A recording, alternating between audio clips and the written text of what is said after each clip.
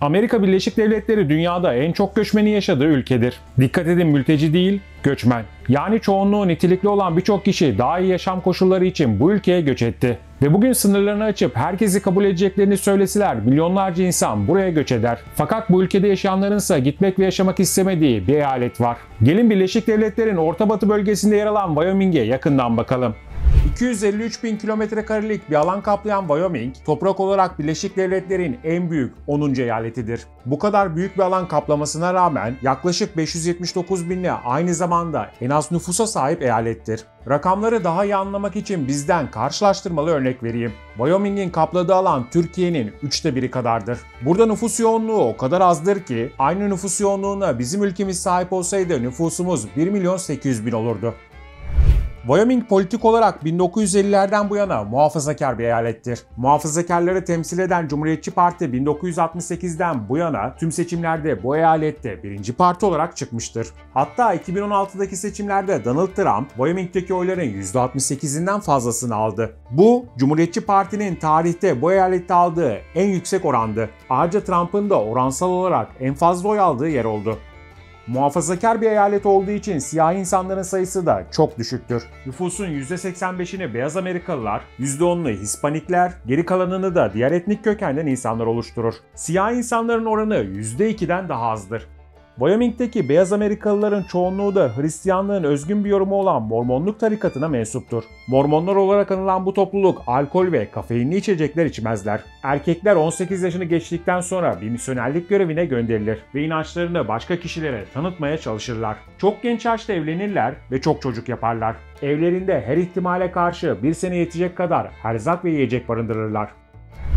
Bugün muhafazakarlığın kalesi olarak bilinse de ülkede kadınlara oy kullanma hakkını tanıyan ilk eyalettir. Hatta dünyada kadınlara oy hakkını tanıyan ilk ülke Yeni Zelanda olsa da bölgesel olarak bu hakkı veren ilk yer Wyoming'tir. 1869'da çıkardıkları kanunla 21 yaş üstü Wyoming'li kadınlar seçme hakkına kavuştular.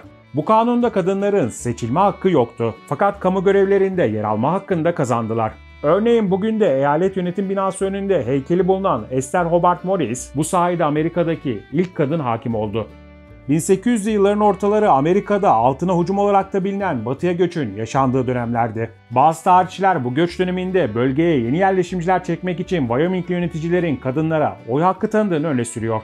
Ayrıca Amerika Birleşik Devletleri'nin ilk kadın valisi de Wyoming'de seçilmiştir. Nellie Tyler Ross'un kocası William Bradford Ross eyaletin ondan önceki valisiydi. William Bradford Ross hastalık sonucu hayatını kaybedince bir sonraki seçimlerde eşi Nellie Tyler Ross aday oldu ve seçildi. Nellie Tyler Ross valilik görevinden sonra Amerikan Darphanesi'ne müdür olarak atandı. İlginç olansa Wyoming'de o günden bu yana hiçbir kadın valilik yapmadı. Yürüyen merdivenler bugün artık hayatımızın bir parçası. Büyük şehirlerde her yerde karşımıza çıkan bu aletler küçük yerleşim yerlerindeki yapılarda bile oluyor. Fakat koskocaman Wyoming'de sadece 2 tane yürüyen merdiven var.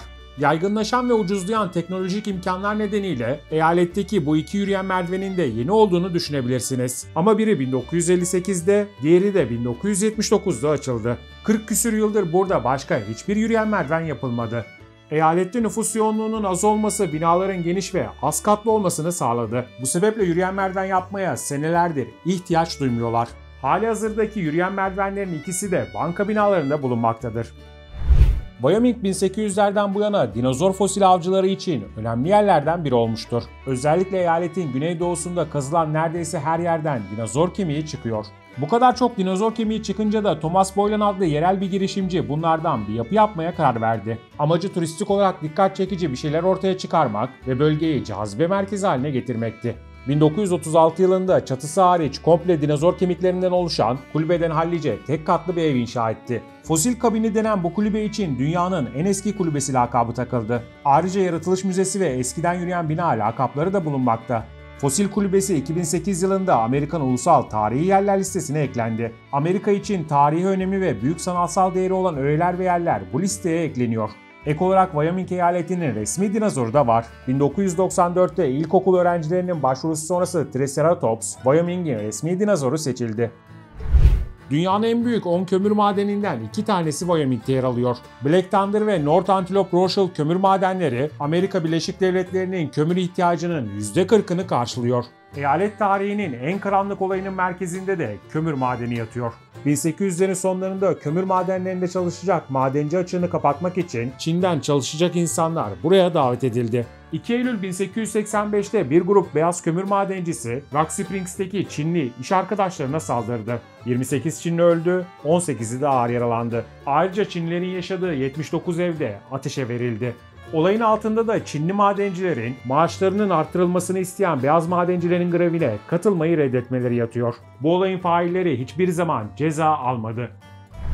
Wyoming, Amerika Birleşik Devletleri'nde denize kıyısı olmayan 27 eyaletten biridir. Buna rağmen sınırları içinde 32 tane ada var. Bunların çoğu Jackson Gölü, Yellowstone Gölü ve Green River bölgesinde bulunmaktadır. Eyaletin oldukça ilginç olan ismi Wyoming'in Kızılderililerden geldiğine inanılıyor. Bunun için öne sürülen iki iddia var.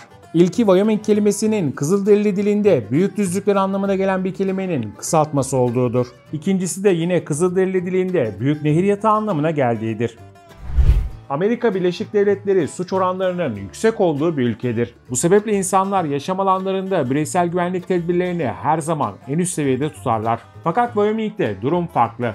Muhafazakar insanların yoğun olarak yaşadığı her yerde olduğu gibi burada da bireysellik değil, topluluk kültürü daha yüksektir. Bu sebeple insanlar komşularını ve birlikte yaşadığı kişileri dış tehditlere karşı korumak için kendilerini sorumlu hissediyor. Buna bağlı olarak da buranın sakinleri kapısını kilitlemeden yatabiliyor ya da çıkıp gidebiliyor. Amerika'da Wyoming dışında hiç kimsenin Wyoming'ten birini tanımadığına dair yaygın bir inanış var. Bu eyalet gelir vergisinin olmadığı nadir eyaletlerden biri olsa da kimse burada yaşamak istemiyor. Tabii bunun sonucu olarak da en az nüfusa sahip eyalettir. Peki insanlar neden burada yaşamak istemiyor?